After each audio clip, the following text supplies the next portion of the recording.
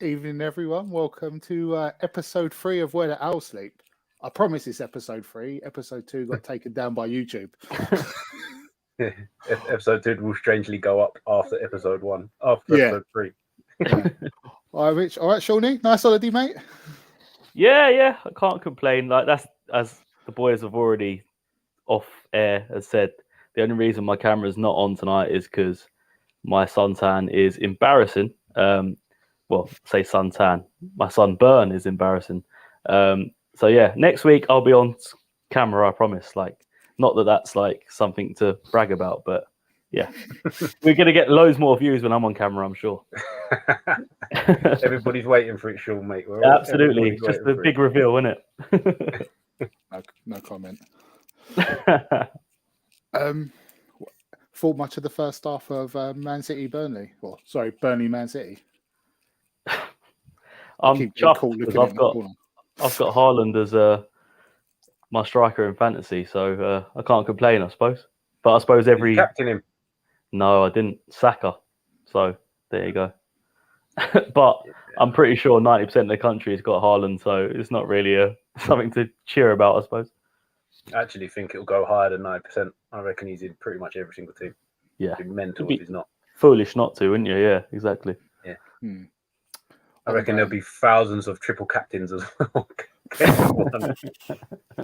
That is peaking too. Yeah. It's traditionally a 5-0 though, isn't it? So yeah, I know you guys like previewed it and it will be out like probably next week or whatever, but he had a shit charity shield, didn't he? So he's going to go. He's going to go thump everyone again. Exactly. Yeah. That's the only reason I didn't captain him, because I just didn't think that I had a feeling that he wouldn't have. I thought he'd get 1. I didn't think he'd have 2 in the first half. Yeah. Right. Haaland only turns up when it's proper trophies. None of this stuff.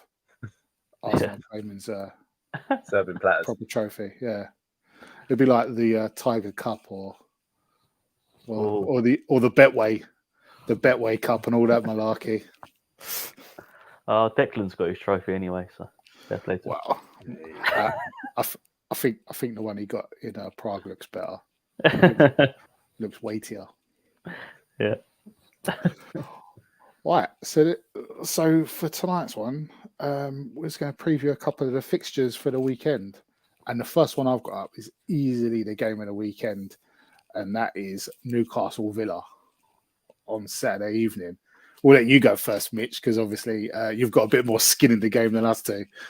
Yeah, well, I'm glad you said that, because it would have been a biased choice if it was me saying that. So I'm actually pretty nervous about it, to be fair, because I rate Villa quite highly now.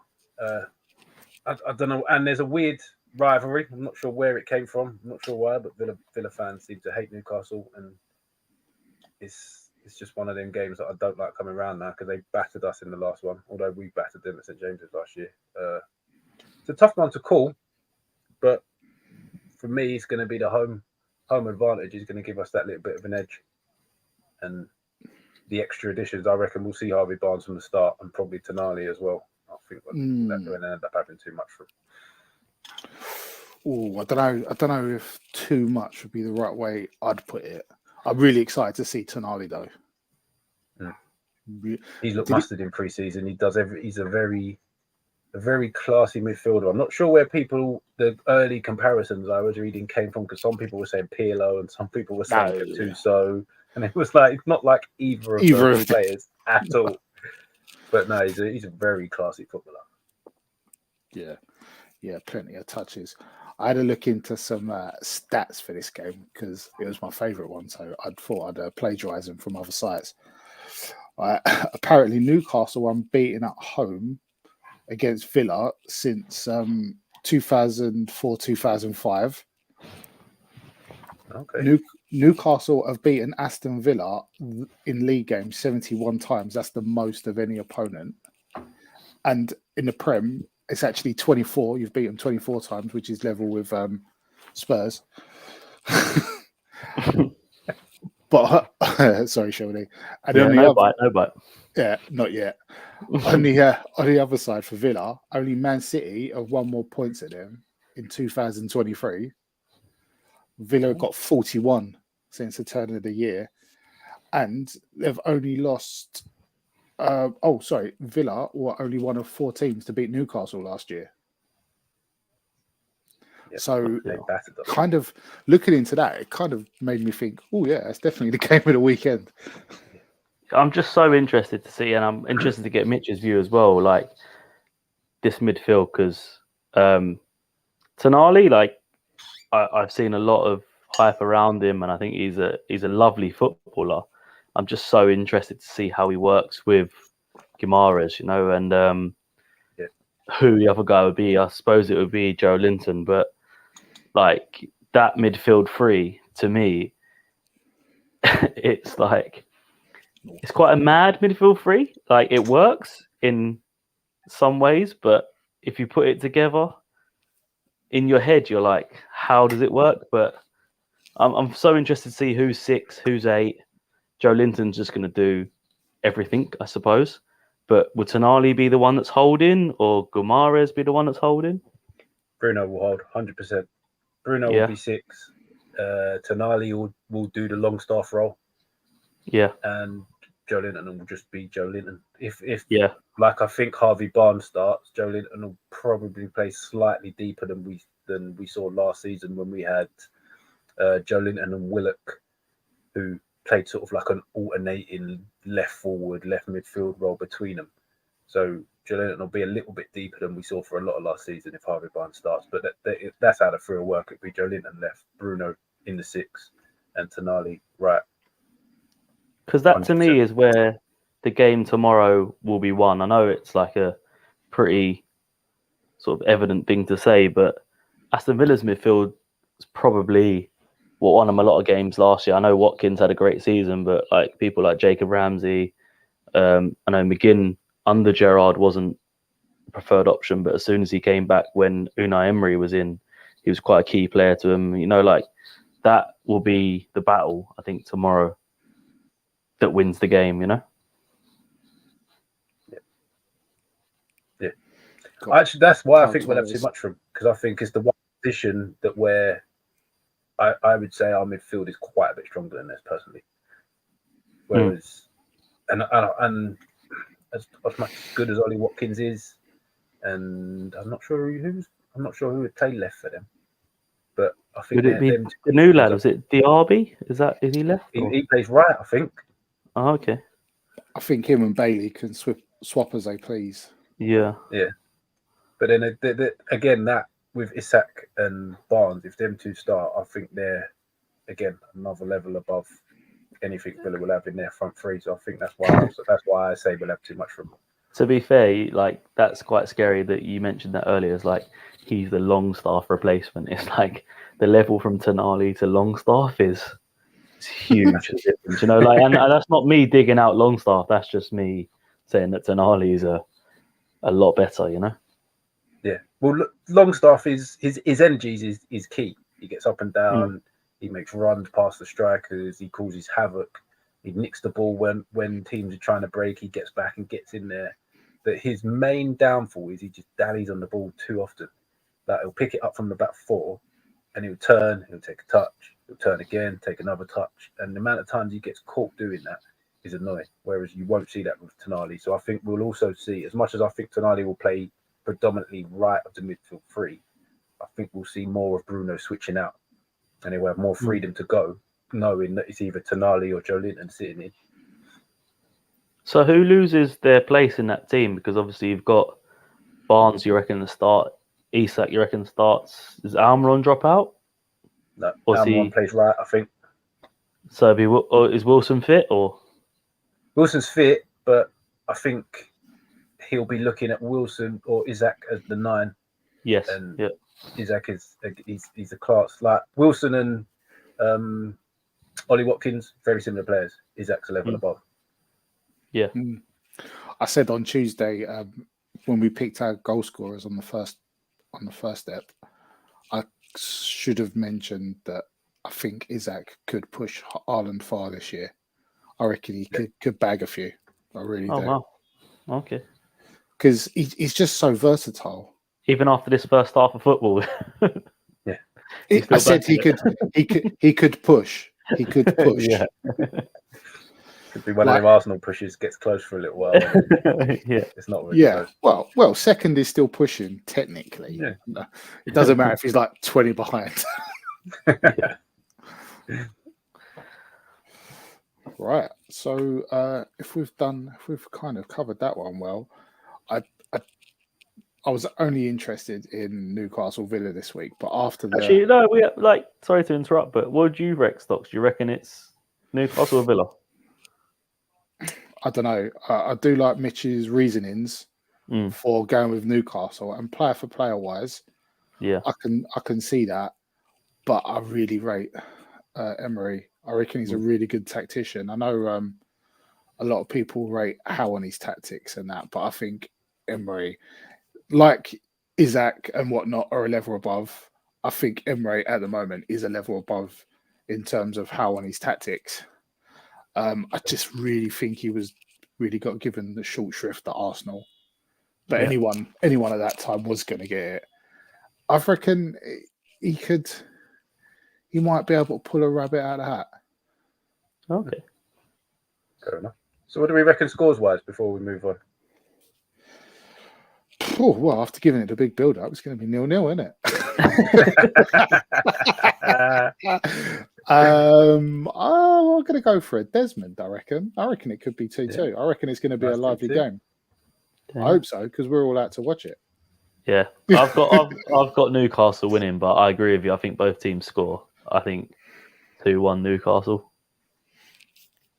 Yeah, I probably would have gone 2-1, but instead of being the same, I'm going to add one more on and go 3-1. Nice. Go 3-1. I'm saying Wilson comes on now. Wilson comes on late and gets the third now. Now that Shawnee's stolen 2-1. I bet it's a proper scabby one as well if he does. They're the best ones, mate. Oh, they are. They are. That's how careers are made, and how goal bonuses are accepted. Right. I was gonna go straight into the next one, which is Chelsea-Liverpool, but I think that's only good because of the day's transfer sagas. And if we're talking transfer sagas, sorry, Sean, I've got to bring you in there. Wait. Can I just cut in and just quickly do something? Yeah, go on. I just don't know who I am without Spurs. You're Kane. Yeah, but it's Spurs and Kane. There is no just Kane. Doesn't seem to matter what I do. I'm always scoring for you. No one knows how hard I tried. Oh, why? To be fair, that does make me laugh, but it does go on a bit long for this. The thing I hate about that is I sent that to the group. It hurts even more. And the fact that literally about 10 minutes before we joined as well. I know. No, I would be foolish not to say like I'm gutted and all that, but genuinely, it's a bit of a relief that it's over. And because all we'd have heard all year if he did stay was we'd have this year, next year we'd had it in January. I think I said it on the first podcast. You can't replace Harry Kane in our team. Like Richardson's not going to replace him. 30 goals is very, very hard to replace. But I must say, like Postecoglou today he really impressed me, as he has the whole of pre-season. Like his press conferences, he's dealt with it really, really well. He's been given a really, really tough hand. And I was having a discussion earlier with a mate of mine. I said, like, I think this makes his job slightly easier because if you're mid-table now, it's just me being very depressed. If you're mid-table at January and you haven't got Harry Kane, you've got time to build. If you're mid-table with Harry Kane in January, people are asking questions, but he's got an option out now to say like, oh, like you sold my best player from under me. I know he was expecting it from what he said today, but I feel like he's got more time to build with this team now. And yeah, like again, I sound like Daniel Levy here and saying like it's a good deal, but it is like you've got a year left. you've got £95 million for a guy that's 31. It's a good deal, but would I rather him in our team next year? As a fan, of course I would. But yeah, like it's so hard because a lot of our game went through him last year, but maybe that was, I was gonna say our problem, but you can't say that when a guy scores 30 goals. I don't know what to think. If I'm honest, it's horrible, and I know like Stocks, you've been through it with Rice. I know it's different and different very situations. But would I rather him go to Bayern Munich for 4 years or go to Chelsea for free next year? Bayern Munich all day long. Too right. And if you notice, mate, I decided to put my little Bayern Munich shirt up in the corner for you as well, just as a little. I didn't notice that, but yeah, cheers for that. You're welcome, mate. To be fair, I think as long as you don't try and replace him, Yeah, it could be for the benefit, because like as weird as that sounds, that everything went through him and he's such a good player, but players will take a back step in them situations. If someone's that good, they will think, yeah, we'll find Kane. Give Kane the ball deep, he'll find the pass. Get the ball to Kane in the box, let him score a goal. Yeah. Now other players have to step up a bit, and you might see a little bit more from some of the other players that are there. yeah. And people are forgetting as well, like, well, Kane was missing for quite a bit of, it wasn't this season, the season before, and Son did step up. But it's whether it has an impact on everything around the squad, you know, like, oh, he left, he doesn't think we're good enough. Or Postecoglou can take that and spin it and go, like, he doesn't think you're good enough, prove him wrong. It's how you spin it, I guess. Yeah. Oh, another bright note, does that mean Dyer's captain? Ben Davies, I reckon. Oh, well. Yeah. A title befitting of the man. Sam will be delighted to hear that. Again, we was having this conversation, like, club captain will probably be Dyer or Davis, but they're not going to play week in, week out. And we were saying, I reckon it could be Son. I reckon they'll give it to him because you got to pick someone that's going to be in the squad, in the starting lineup week in, week out, and probably the only one. Like Basuma and Maddison, probably too soon. But yes, I think it probably will be Son, which is, yeah, I don't mind that. I got Madders. Do you reckon? Oh yeah. I've just bit there, haven't I? All day long. Obviously, I've never hidden the fact Spurs ain't my favourite team. Hmm. I think for what Harry Kane's done for the club in terms of goals, and he could have left before. He could have tried turning his hand. All right, he botched one badly a couple of years ago. Yeah. But the way Levy was going on this morning just to get some more money out of him, like said he can go to the airport. He's hanging around at an airport, go for a medical. I'm like, why is he? It's just lacks a bit of class, really. Yeah. And I as I said to a few people, I don't know whether I'm delighted or outraged by it. Yeah. It's a strange feeling because, as I say, as a deal, it's a really good deal, but it's we've had this before, like, and I've been sent it many a time today with the Bale money and the 6 players or 7 players we got, and obviously Ericsson was probably the only one that I liked Lamella, but Ericsson was the only one that you could say was a good buy. And now you've got 95 million in the bank. As Mitch said earlier, like, you can't replace Harry Kane. People know you've got that money, so I don't think it's wise going and trying to buy. Like, you can't see me, but quotation marks like for like. So you can't find that. You can't find goal scorers like that. Yeah, interested to get your guys' opinion. Like, do you think Richarlison steps in, or do you reckon he goes like false 9 option and goes like a Son or a? I reckon he goes Richarlison, to be honest. Yeah. From to be fair, I haven't really seen any of his teams play, but from what I've heard, he likes to play quite a high tempo, high pressing press. kind of game, and Yeah. the Richarlison suits that. It Mm. didn't, as much as people will take the mick that he hasn't scored many goals and he got booked for celebrating 2 goals that then got disallowed. He's a high energy player. If you're going to play a high press, he's going to be very useful for it. And then obviously Son playing one side, Kulusevski the other side, all quick players, all good in the high press. So them 3 could work in the system. Whereas if you're looking to press high, is Kane the guy for that?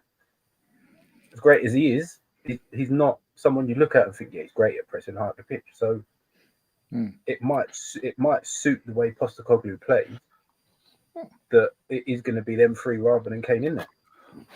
And if he gets results early doors, he gets a vibe going. It then comes to January, and everyone's going to go, "Oh yeah, we'll trust him with that Harry Kane money." Yeah. We can see what he's trying to do.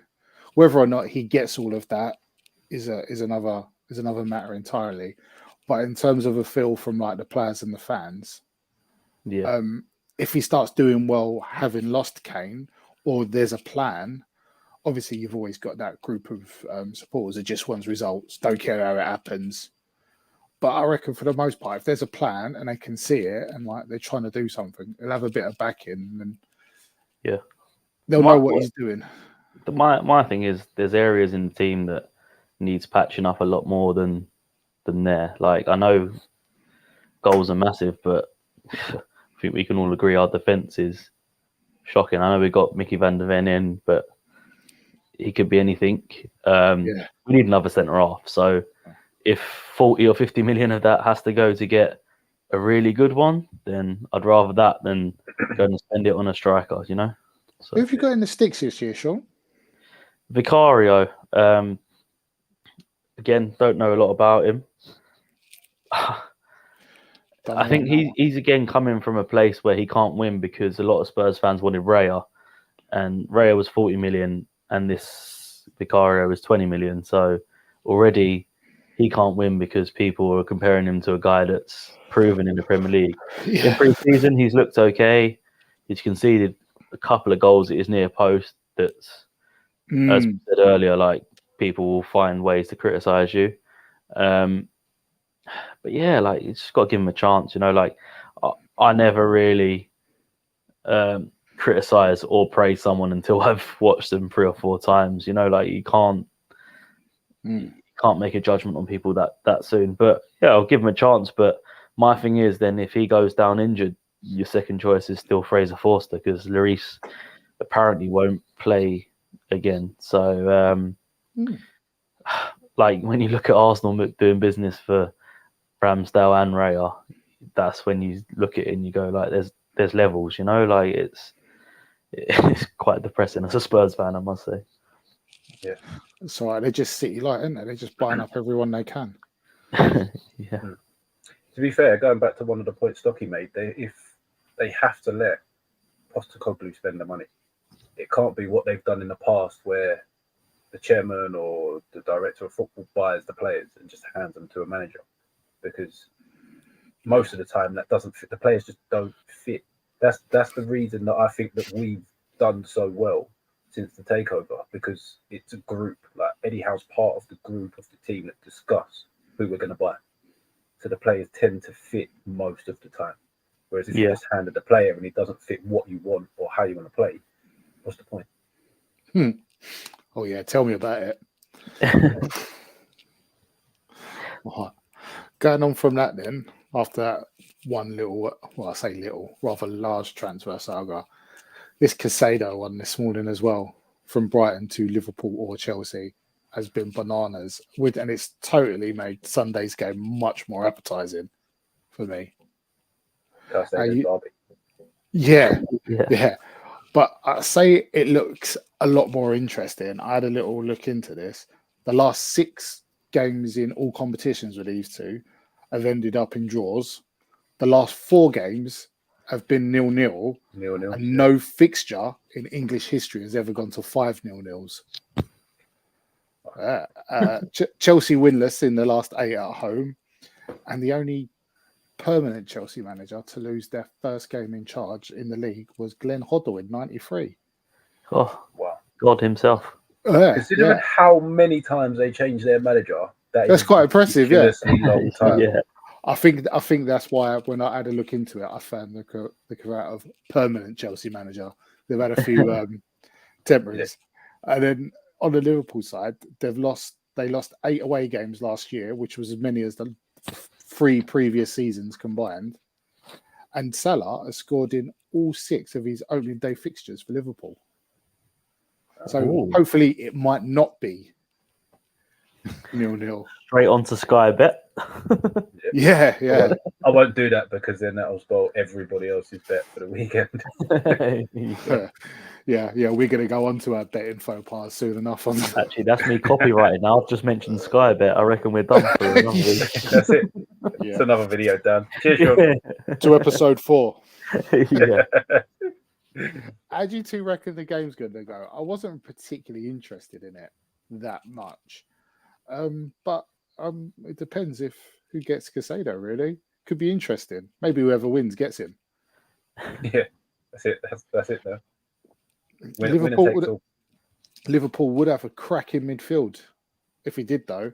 But apparently, the player said he already had verbally agreed with Chelsea, so he wants to stay true to his word, which is strange for a professional footballer in the current day. Yeah. I weirdly actually think Chelsea would be better for him at the minute. As much as it's not normally something I'd say or agree with most players, with any player going to Chelsea, but I actually think they're starting to build something that's going to be quite good at Chelsea, and I think Liverpool is slow. As they've made some good signings, but I think they're slowly going to go the other way. I don't see how their midfield, even if they sign Caicedo, I'm a little bit how Sean is with the Newcastle midfield. I don't see how it works. Yeah, I'd say I haven't seen enough of the others. Who was it? McAllister. Labazai. Yeah. I was just trying to avoid saying his name.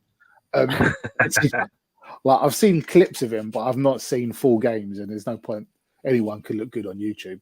The only positive to that, I suppose, is McAllister and Caicedo have that Brighton sort of link up that they've done it before. But I completely agree. I think Chelsea's a good move for him. You know, like either way, he improves both sides like fourfold. Yeah. But, he takes both of them to another level. But yeah, I think Chelsea makes a lot more sense.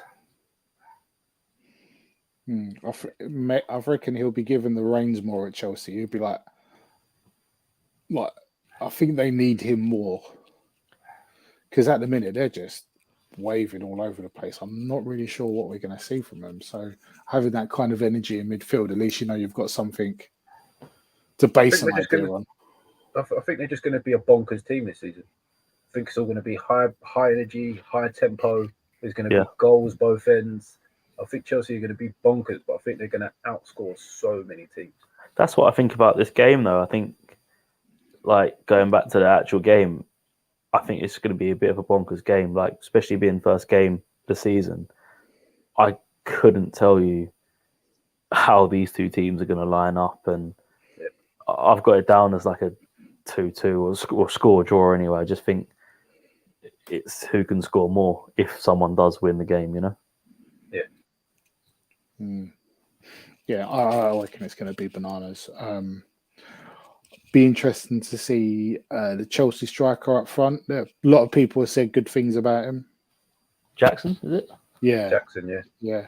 I think I got his first name wrong the other day. I think I called him Nathan or something. I think his name's Nicholas. As long as it wasn't Michael. It began with N. I knew it was N Jackson. I just guessed it any old N. What was I going to say? But I think Chelsea got both their fullbacks or wing backs, however they're playing. They got them fit. Chilwell and James are fit, which is I think they're both cracking players. New club captain. Yeah. Is that Reece James? Yeah, he got the armband. A lot of captain changes this summer.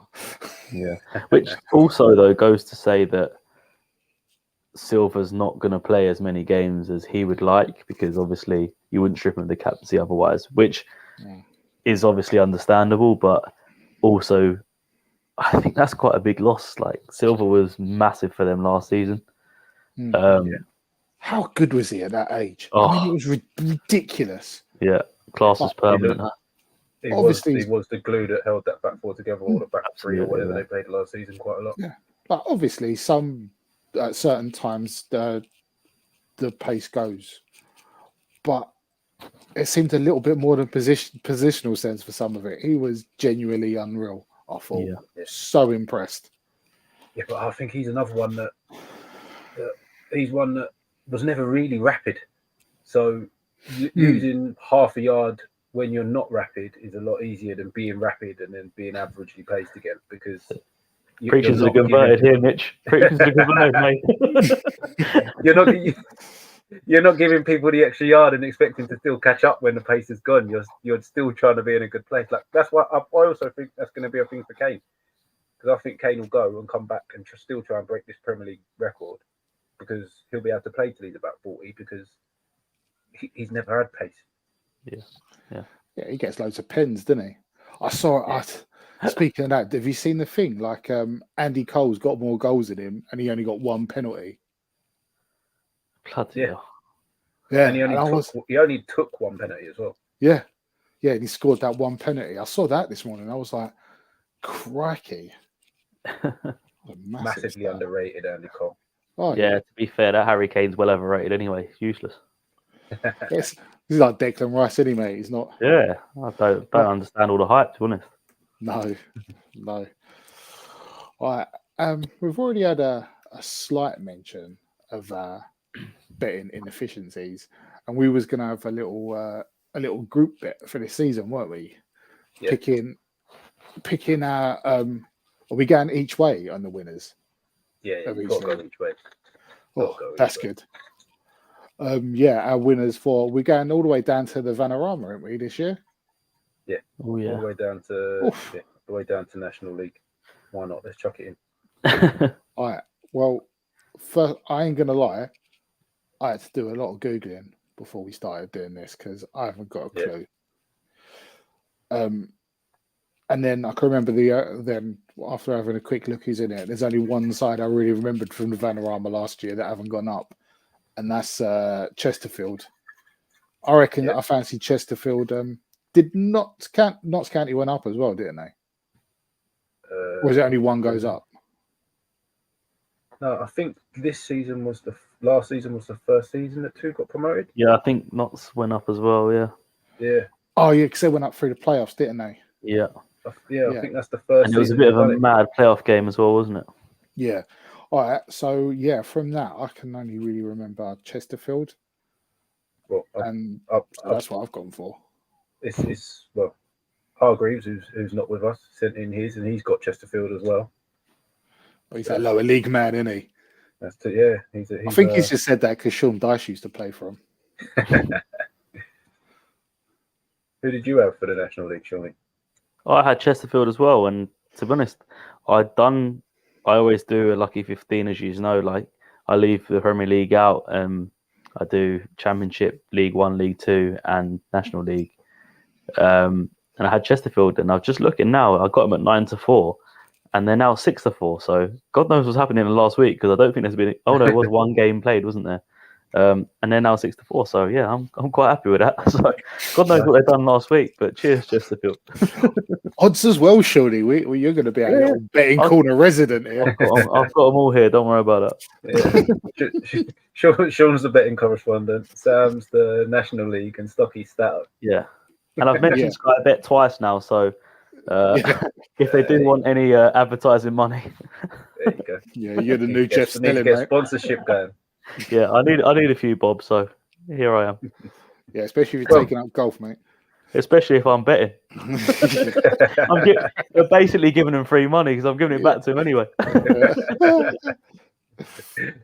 Looks like we're pretty sold on Chesterfield, because whatever I come up with is not going to beat all three of you. So. And looking through the team, I reckon we should go for yours if three of us are going for Chesterfield, mate. Yeah, actually, that's a good shout. With my betting record, we should go for anything other than what I say. Are you boys gone for League Two? So I've gone for Mansfield. I went for him last year, and because of Nigel Clough, I've always liked him. I think he's a good manager, but I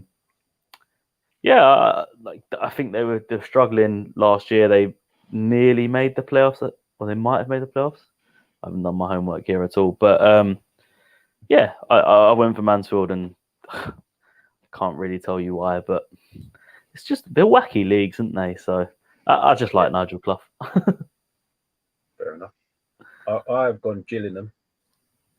I've also convinced my mate Jack to go Gillingham as well, because as soon as I said it, he was like, "Oh, they're rubbish," and I was like, "They were rubbish up till about Christmas, and then they got an influx of money. Then they had a decent run end of last season, and they've spent a lot over the summer. And worked with Rory in league season previous.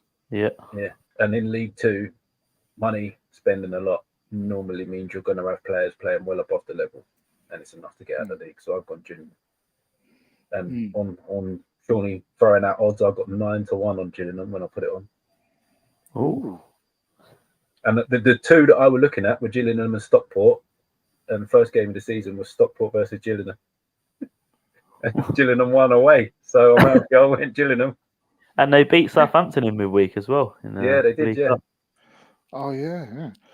That was funny because I thought Southampton looked really good in the opening game against who was it? Yeah. Sheffield Wednesday. They looked really good. I went for your second one, Tate. Initially, up until like last week, I was thinking surely Wrexham, because they're just gonna have so much more chance of accessing players with higher ability, you could say, or perceived higher ability.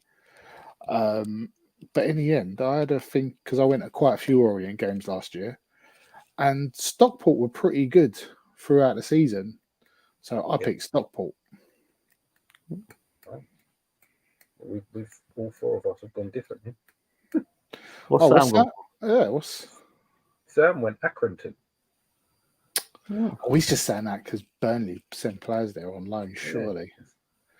Maybe it's the only side he could remember. I know I think he was already out on this evening when he sent them in. Yeah.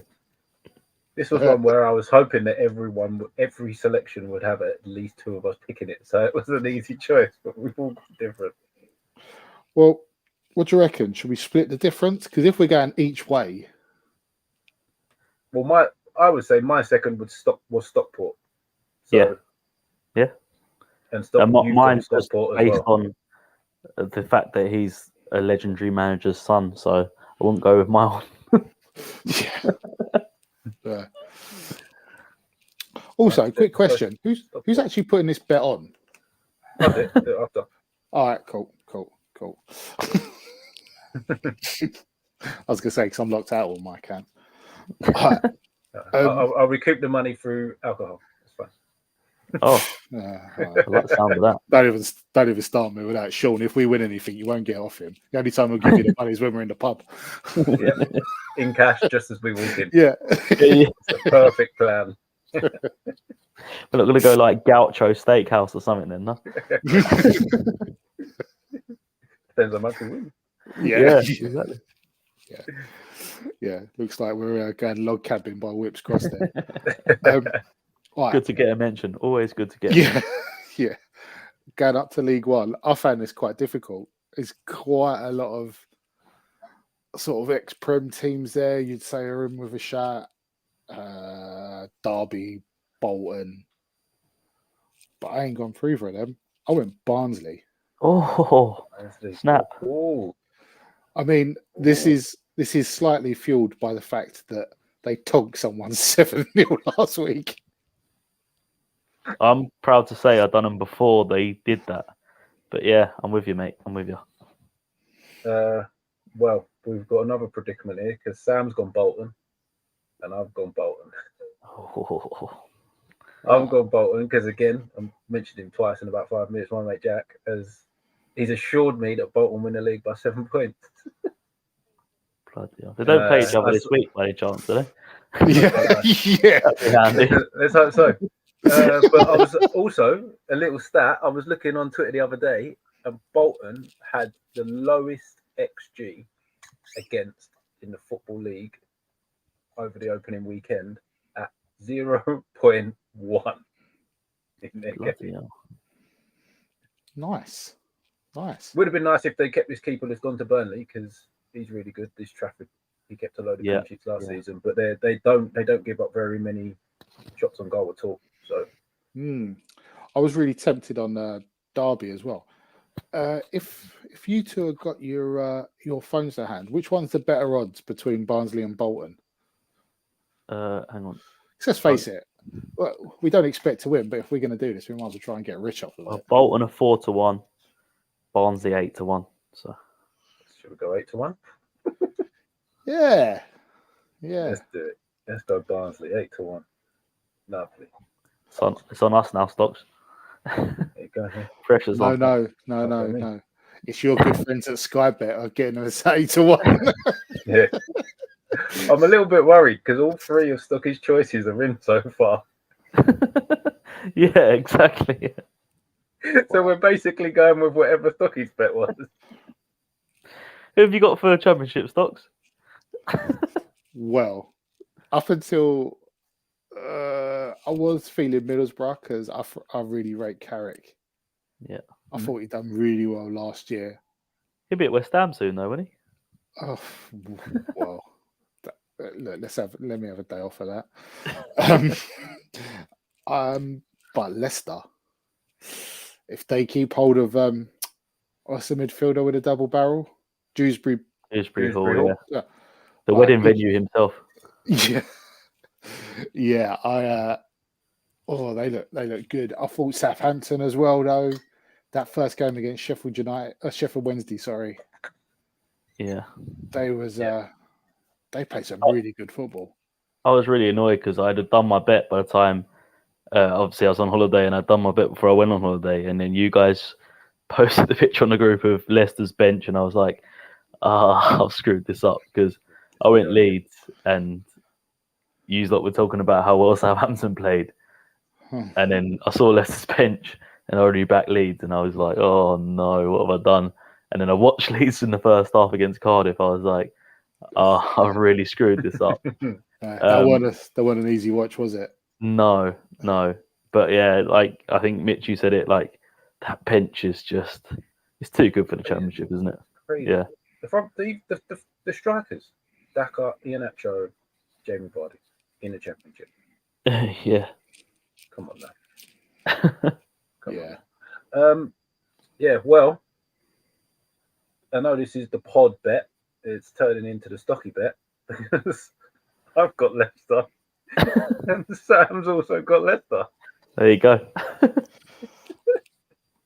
To be fair, we could have picked anything. I don't think anyone would have gone for Leeds. Apart from me. Yeah.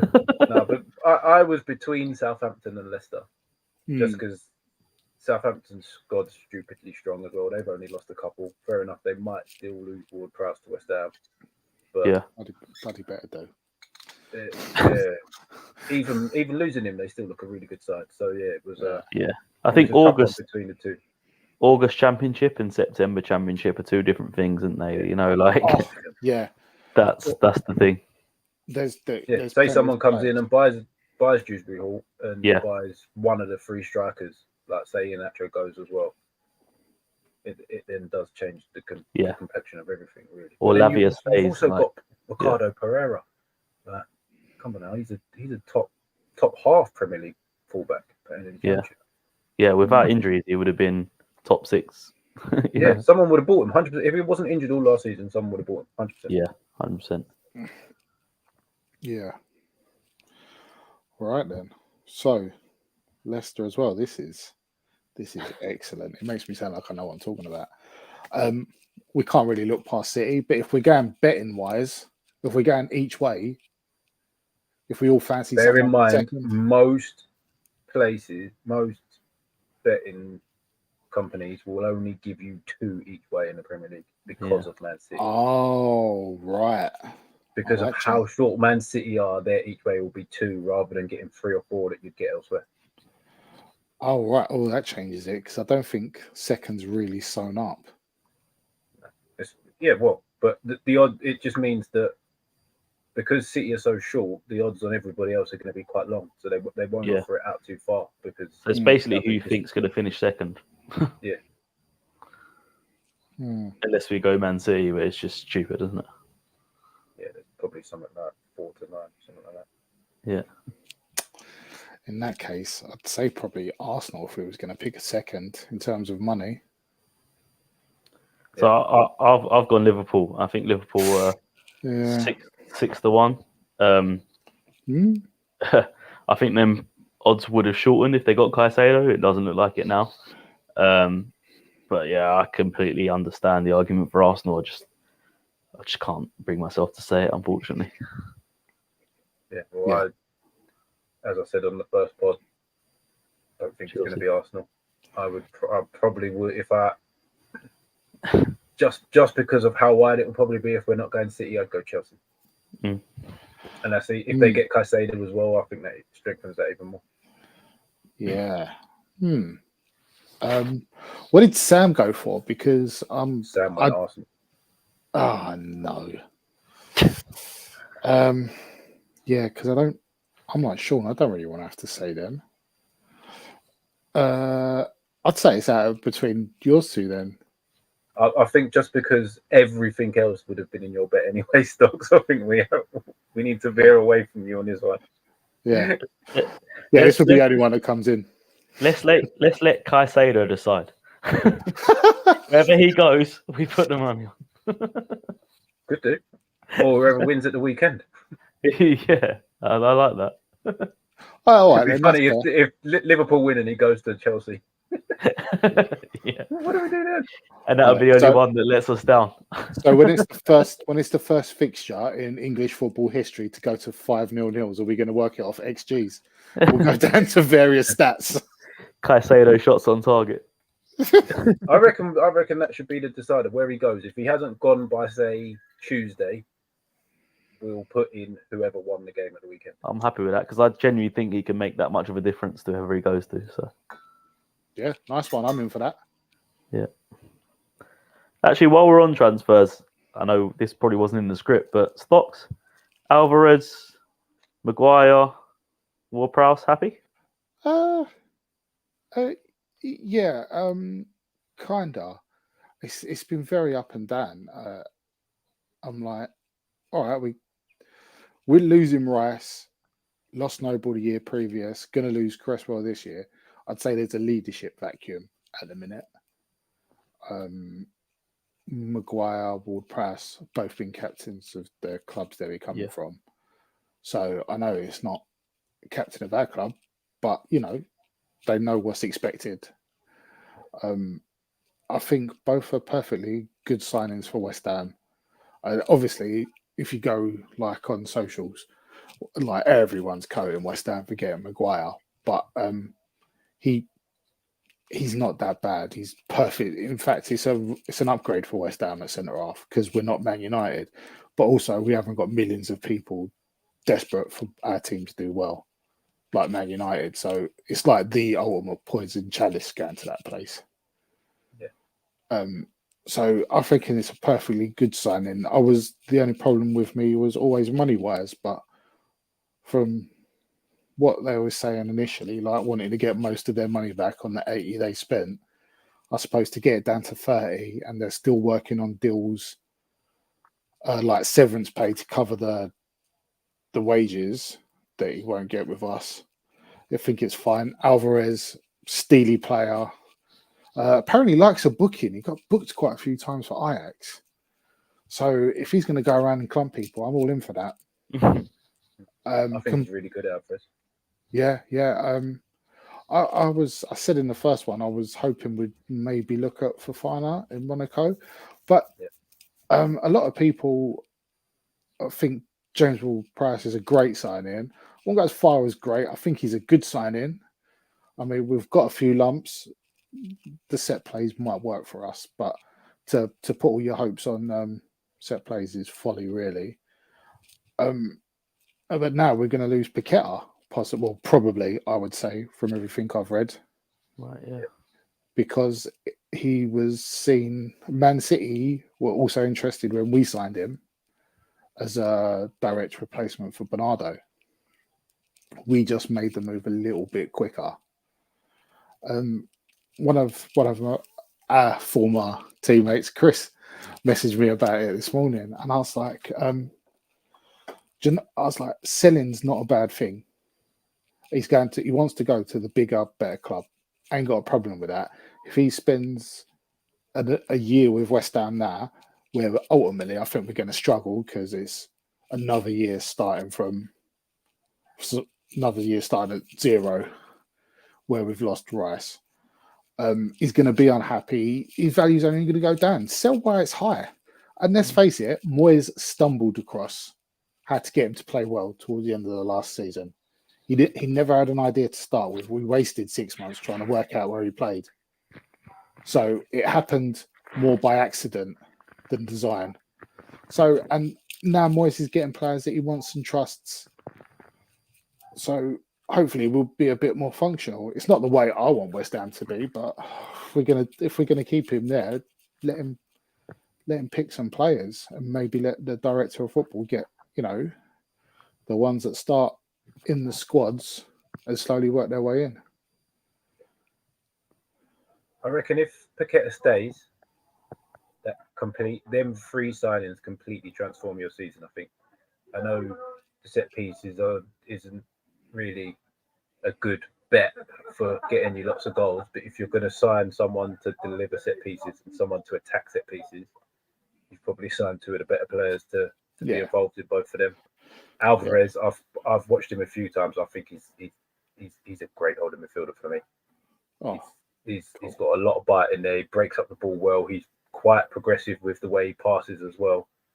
So if you can keep Paqueta to play with them too, I think it's great. But if he goes and you end up playing Ward-Prowse, Alvarez, and say Souček, there's just not enough. Yeah, not enough open play creativity in the 3 for me for it to work. Unless you go and then spend, because obviously you've then brought in £180 million, unless you go and then spend on someone a little bit more creative in front of them. Well, you've also got 25 for Skamaka, another 10 for Vlasic, because I read today there was no plan to transfer Kitty because essentially we all know Rice was going to go. So the plan was to spend what came in from that and no extra expenditure from the club. I think the midfield one's a bit of a worry if Paqueta goes, but I think we really need to go get a striker. I think get a decent striker that can play the way Moyes needs. So Antonio-esque, but with a bit more footballing in him. Maybe start worrying teams like that. Yeah, could work. But yeah, it has been a bit of a crazy couple of days for West Ham as well, transfer wise. But on the flip side, though, with financial fair play that everybody likes to carp on about these days, I'm pretty sure incoming transfers they count over the duration, like the amount counts over the duration of the contract. Up to 5 years, and outgoings, all of that counts instantly into your kitty. So say you've sold £250 million worth of players, you could go out and buy a £70 million player who's on a 5-year contract, and each year it only takes off a fifth of what you've paid for him. Well, we were being looked at from the FFP people because West Ham usually, when they do sign someone, they buy higher and sell extremely low. Yeah. So I think we're getting looked at, and the others. I think last summer we did blow the bank a bit. It's just so funny that you're talking about FFP, and I've just looked up at the TV and Man City are bringing on Gvardiol and Laporte. It's just like, I was literally going to say that while we was talking earlier about strong subs bench. Ridiculous. Obscene, isn't it? Yeah. Ridiculous. Let's change that bet. Let's just leave it at Man City, I think.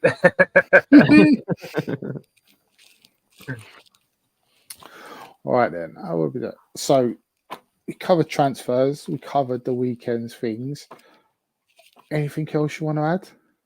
Oh, I'm going to chuck something out that Shawnee put on the group earlier in the week. I think it's a fantastic idea for anybody that sees one during the week. Shawnee shouted out a goal for where the Owls sleep goal of the week. So let's have a little look. And Romain Esse thumps it into the top corner, and Millwall lead here at the Riverside. Well, as you can hear, Millwall have taken the lead. It was brilliant play from Idemo down the left, skipped round his man, pulled it across, and Romain Esse, left-footed, curls it straight into the top corner. It's a wonderful goal on the counter-attack. Lions lead 1-0. What a finish. What a finish from Romain Esse there. The pace of Idemo Amaku is absolutely superb. He drives into the box. It falls all the way to Rom at the back post. Oh, yeah. Oh, that finish. Oh, that finish. That can double up as Pratt of the week as well, because that defender has come bombing across and taking him out. If you're going to do that kind of expenditure, just take him out. Take the lot. I said it to you guys. The thing that really impressed me that much about that goal was the look of surprise that the guy that scored it. He was like, I didn't know I could do that. He's definitely right-footed. Exactly, yeah. The cutback wasn't that kind to him, and he's hit that really, really sweetly, to be fair. Yeah.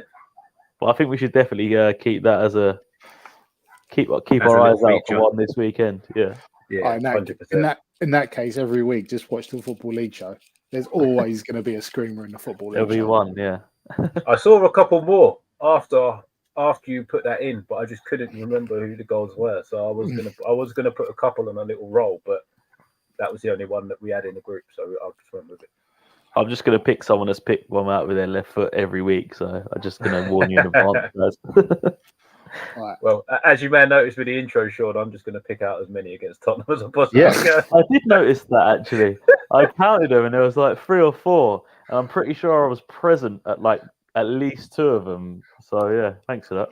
I mean, I don't mean to spoil the fun, but you've got to see the outro yet. It's not over yet, Sean. It's not over yet. Anyone will think I've had a bad day, guys. Fuck. Yeah. For God's sake. That's all right. Cheer you up. We're going to have a bad season. Right. As a little bit for the ending, I made a quick little game for you two. Yeah.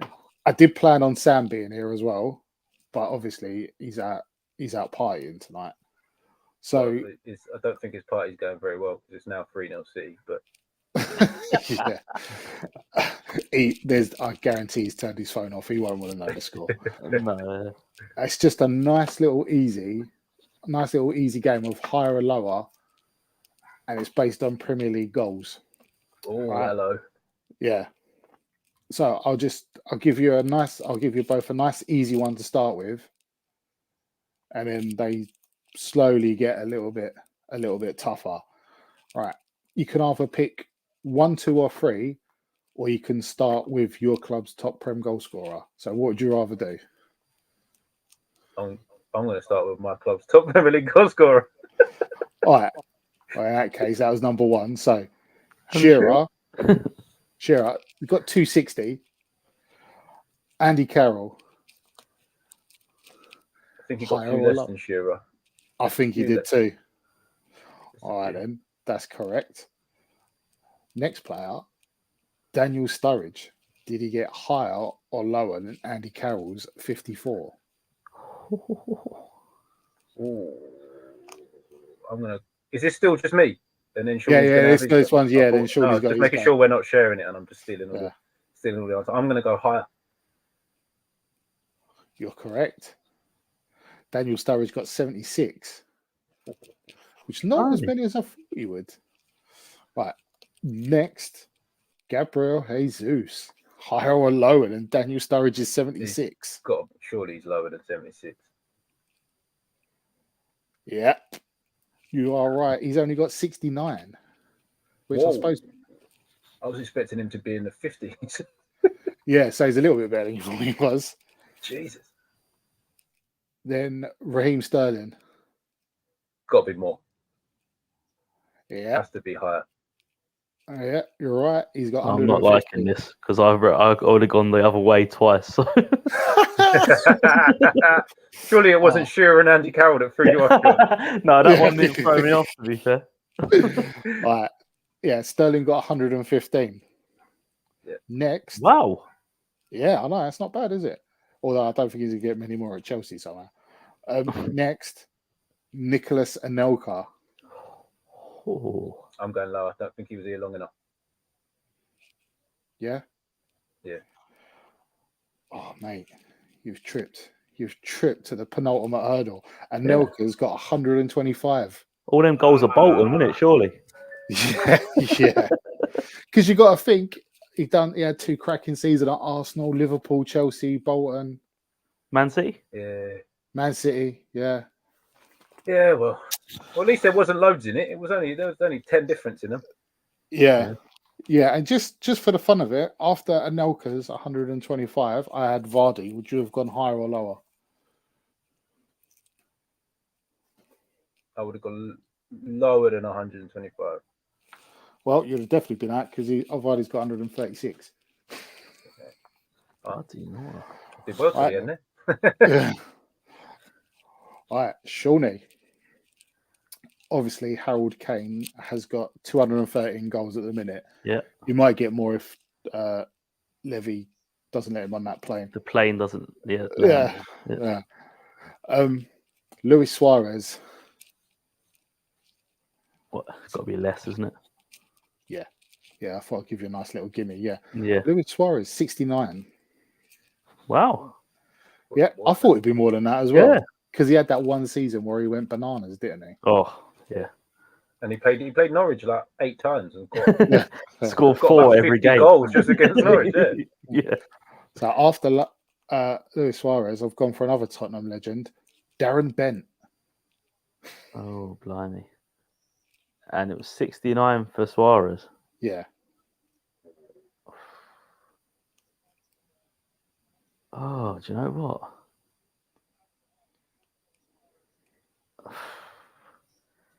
I'm going to go lower. I think he could be part of the 100 club, but no, I'm going to go higher. Sorry, I'm going to change my mind. I'm going to go higher. Oh, thank God, Shawnee. Kept it interesting.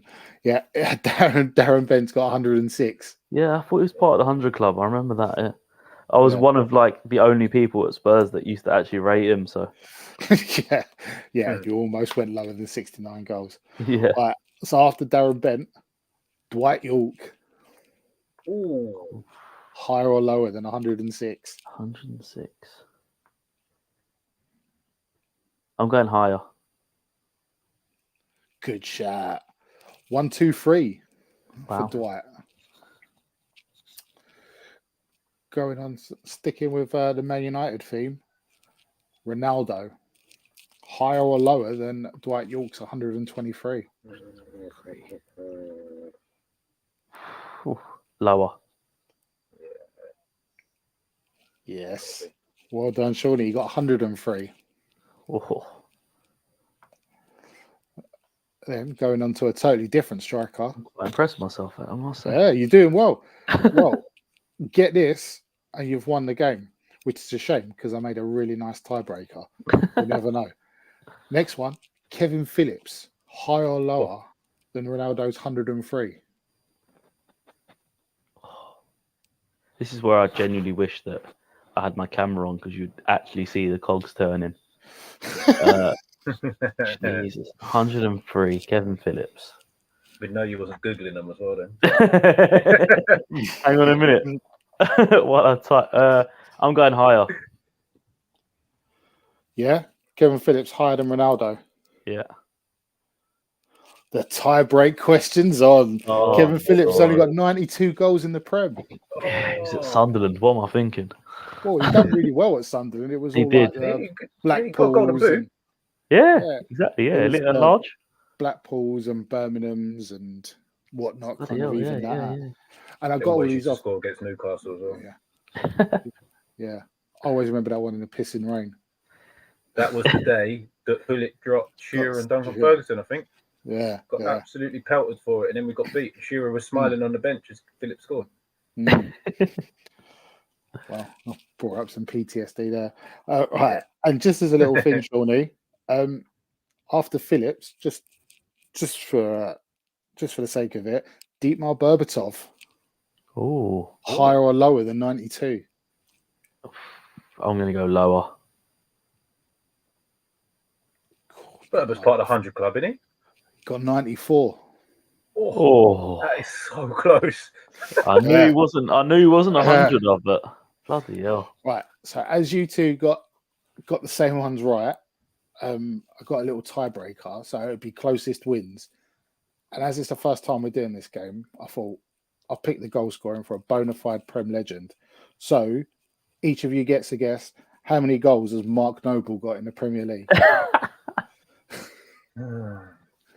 Who's going first here? Because this could be way off. Yeah. I'll go first. Go on. I'm going to go 32. 33. No, I'm joking. I'll go 45. I was expecting you to go one below, Sean. Yeah. A lot of penalties, though. West Ham get a lot of them. Surely takes the first one. Lord Mark Noble has actually got 47 Prem goals. Oh, 2 off. Come on. That's a great shout, Shawnee. Mitch will have to get you an extra shot tomorrow down the pub. Yeah, I like that. Good little game. Yeah, I like that. Yeah, I'll tell you what, Sam's one would have been brilliant because we was going to start with Chris Wood. We could have just heard him moan for the next 20 minutes. It would just be higher. Yeah.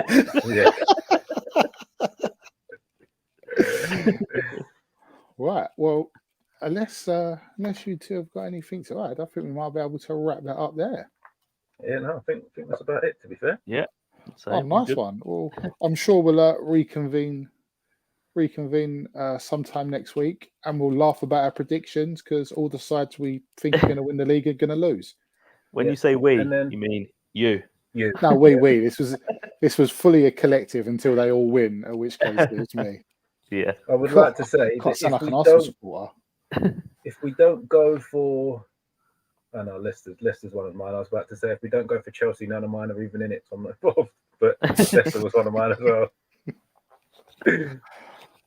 Right, lads. But yeah, we can have a little discussion tomorrow about why this one's been copyrighted and go from there. Yeah. Fingers crossed, people actually see this one. Well, there's been one person watching pretty much the whole time. I'm going to guess that it's probably Adam, but let's see who that turns out to be.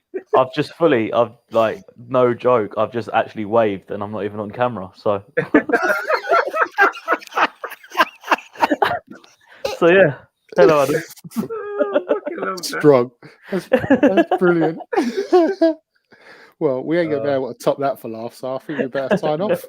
Yeah, nice one, boys. Yeah. See you later, boys. See you later.